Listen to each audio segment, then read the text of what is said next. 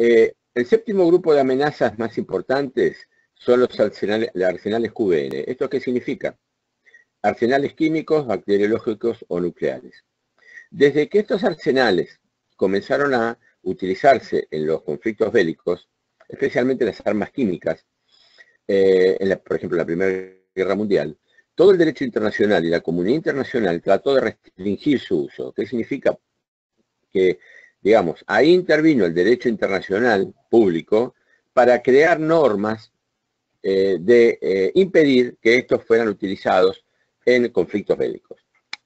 La primera vez que se utiliza un arsenal nuclear, lo conocemos nosotros el caso, fue en la Segunda Guerra Mundial, en agosto del año 45, cuando Estados Unidos decide tirar 2 bombas atómicas sobre Japón.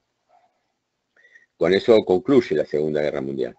Pero el problema actual es que, si bien los arsenales químicos o bacteriológicos o las armas bacteriológicas son antiguas, porque esa maniobra se usaba hace muchos años hasta por el Imperio Romano y en la Edad Media, hoy la mayor amenaza que los sistemas de inteligencia del mundo prevén y tratan de impedir es que estos arsenales QBN pasen a posesión de grupos terroristas. Es decir, la mayor amenaza hoy que el mundo tiene es que grupos terroristas de cualquier ideología, de cualquier, digamos así, región, puedan tener y acceder a la utilización de armas químicas, bacteriológicas y nucleares.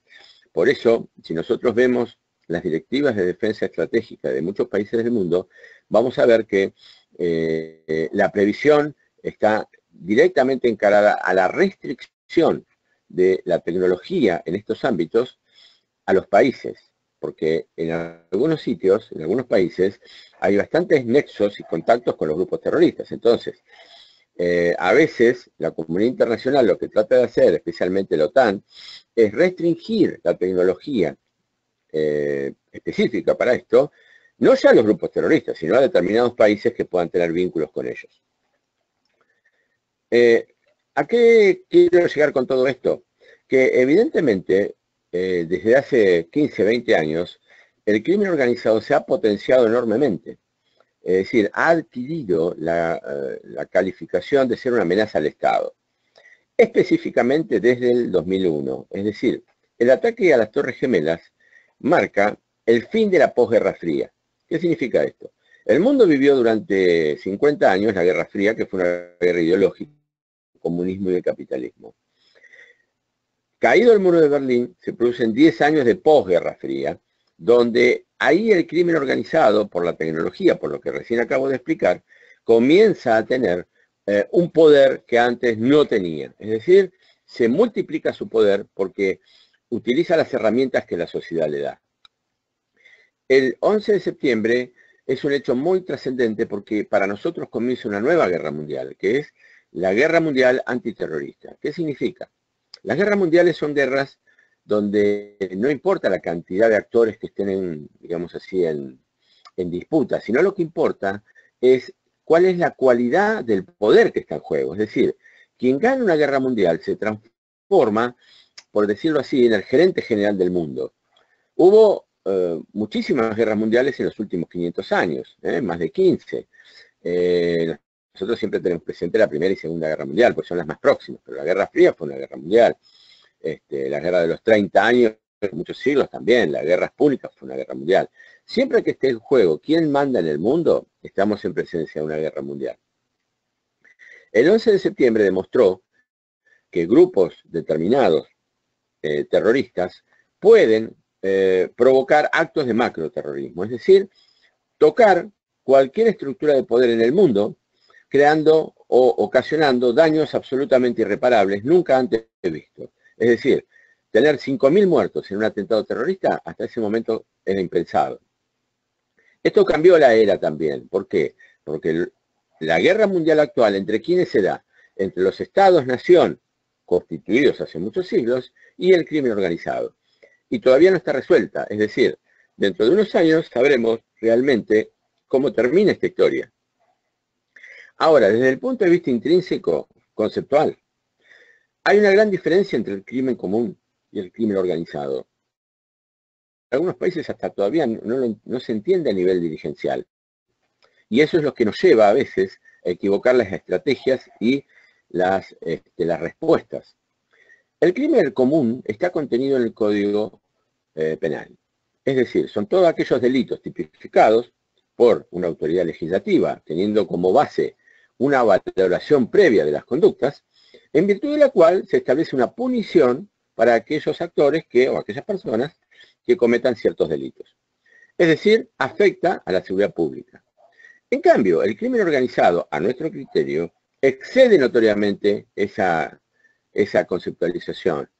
Y la característica esencial del crimen organizado es que puede, de alguna forma, condicionar el poder estatal. Es decir, puede competir en fuerza y en estructura contra los Estados-nación.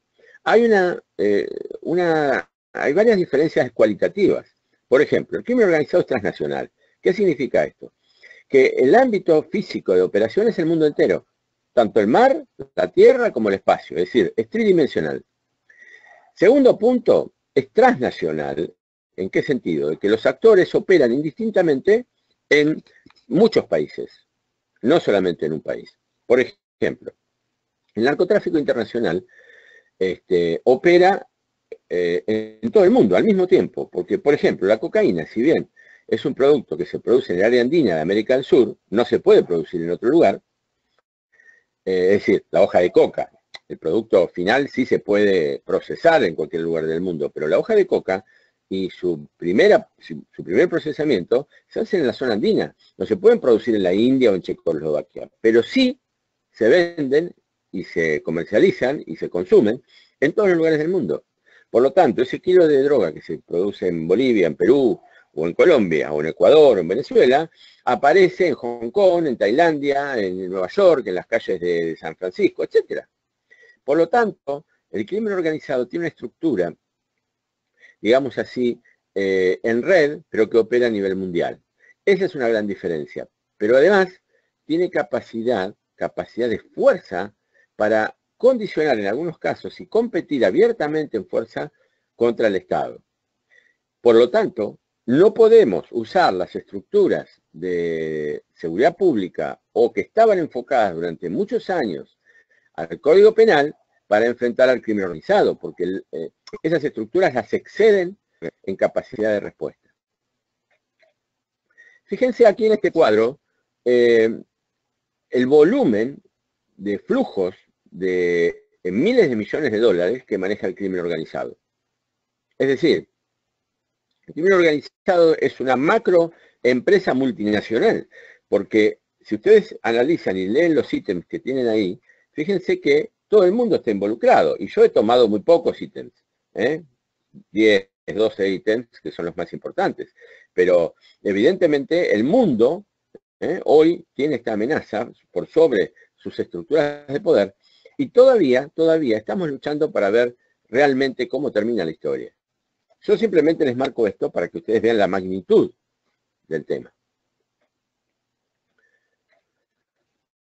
Fíjense la definición de crimen organizado de crimen organizado que da ya en el año 94 el secretario general de Naciones Unidas. El crimen organizado ataca a los valores fundamentales consagrados en la Carta de la ONU y por ello requiere el compromiso de todos los estados parte en la lucha conjunta y cooperativa. Esta definición lo que nos marca es un rumbo a tomar. ¿Qué significa? Hay dos conceptos básicos que se desprenden de esto. Primer punto, no se puede actuar contra el crimen organizado desde el punto individual. Es decir, un Estado, por más potente que sea, no puede luchar solo contra esto. Porque si la amenaza es transnacional, desde lo nacional no lo puedo regular. Es decir, la respuesta también tiene que ser transnacional. Y debe haber cooperación. Es decir, que esa transnacionalidad se debe dar, de la respuesta, se debe dar a través de acuerdos. Esos acuerdos técnicamente se llaman acuerdos de seguridad colectiva o de defensa común, que son la base del futuro planeamiento para los países. Es decir, Europa ha avanzado bastante ya desde la década del 50 con la creación de la Comunidad Europea, con la OTAN, y tiene mucha experiencia en el campo de la seguridad colectiva. En cambio, en América del Sur, nosotros hemos creado estructuras netamente ideológicas, pero que no responden a una estructura institucional política. Es decir, no tenemos una OTAN sudamericana. Porque las estructuras de seguridad y defensa común se crean cuando hay un enemigo común. En el caso de la OTAN fue el comunismo. Y para el comunismo fue el Pacto de Varsovia, porque su enemigo era Europa Occidental, porque era una lucha ideológica. Pero nuestro enemigo en América del Sur es el narcoterrorismo.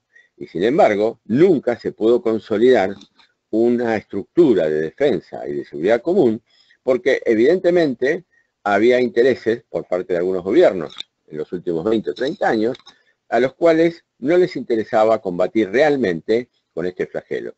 Y las consecuencias están a la vista. Hoy tenemos países que ya se han transformado en estados fallidos, es decir, estados que están en vías, o que, por ejemplo, Colombia, hoy se ha encaminado desde hace 15 años, después del Plan Colombia, pero estuvo en vías de ser dividido el país desde el punto de vista político.